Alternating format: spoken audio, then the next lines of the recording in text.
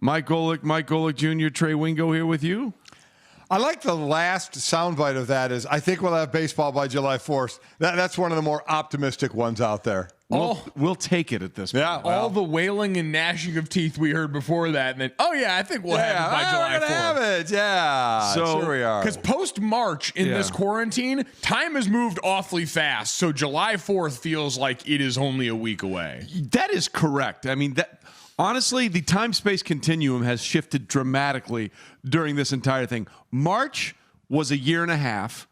April was like 6 months, and May was like a day. Doesn't that sound about right? Yeah, it's moving along because things are opening up. You know, we feel we're getting back to normal, and every now and then we feel we got to hit the pause button, and every now and then it's like, well, wait, what if this happens?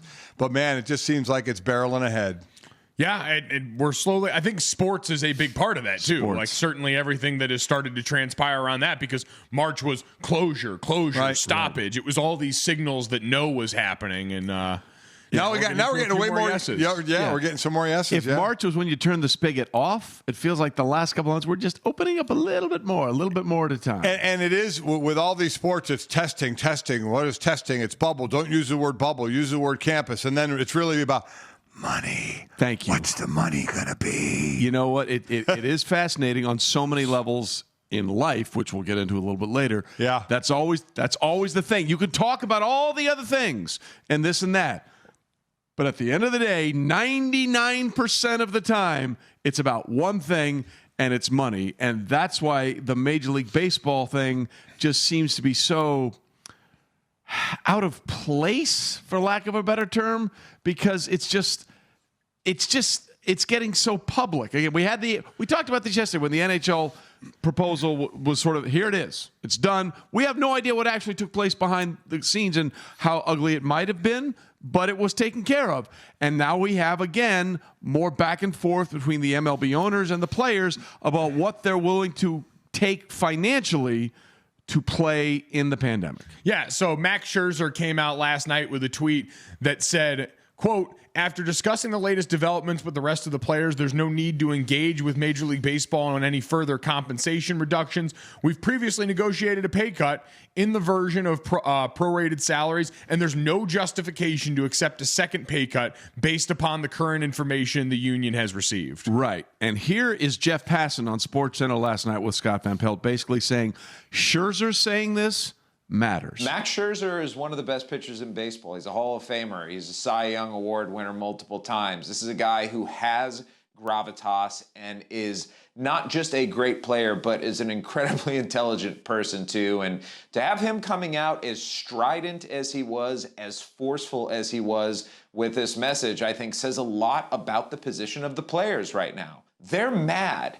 They're mad at the offer that Major League Baseball made, and they're not going to sit here and say, oh, we'll be conciliatory, we'll come and meet you in the middle. No, they want to go back to the player or to Major League Baseball and say, we're not going to accept this.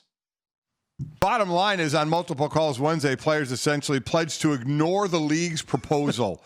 So they're going to ignore I didn't see it. But I'm not listening. But they're going to give a proposal of their own, so we'll see what they're perfectly satisfied with the prorated. And again, this is one of those where it's playing out publicly, and fans will look at it, and people are hoping to go back to work so they can start to get paid again. To make money to pay their mortgage, to buy their food. And what do they see? They see players saying, well, you're going to get paid. It's just a matter of how much you're going to get paid, and it's still going to be way the hell more than we're going to get paid. So, unfortunately, to the public, it's still a bad look. I do think, and we saw this happen with the Sixers, right? When they were going to pull back salaries and all that kind of stuff. And we had Michael Rubin on with us of the Fanatics and also a part owner of the Sixers, and he was like, yeah, we should probably take a little more responsibility there because, as you said yesterday, Junior, we're the ones that have the B behind our name, not an M like the players.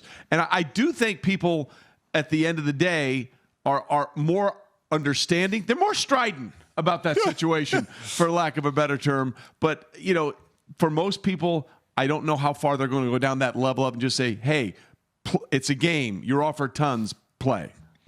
Yeah, I mean, it's also, again, I think people realizing what you just said, though. Like, people tend to look up and see the B a lot more than they used to in a lot of these conversations. Look for the B, everybody. Well, and it's interesting because with Major League Baseball, this is only happening because the Major League Baseball Players Association is such a unit of strength. Like, we didn't talk about these as much with the NHL and the NBA because they've got that, 50-50. In the case of the NHL, I think it's a 50-50 revenue split. Right. For the NBA, we know the percentages are a little different than that, but that stuff is ironed out. So these things tend to become a lot easier once you've got that. This is happening because the MLBPA got over on the owners in a way that now puts them on the other side. Like, what do we love doing to players in these situations when things come up? You honor a contract. Well, we love saying you negotiated this, so you get to deal with it. Yeah. Guess what? That arrow's pointing the other way now, and it ain't so fun, is it? Yeah. I was amazed at some of the tweets of the people banging on the baseball players union saying, "Oh, they're not strong enough. Tony Clark is in over his head." I was tweeting back going,